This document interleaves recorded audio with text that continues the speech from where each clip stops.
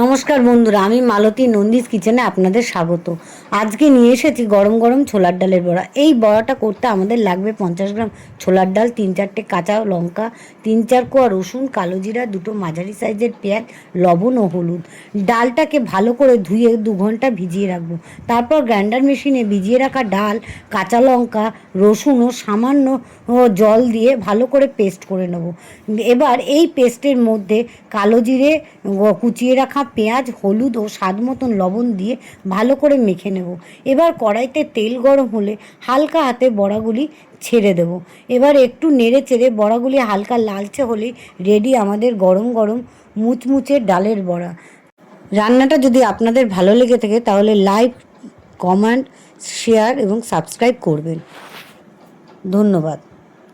তাহলে ঝটপট করে গরম গরম ভাতের সাথে খেয়ে ফেলুন গরম গরম ডাল এর মুচমুচে বড়া।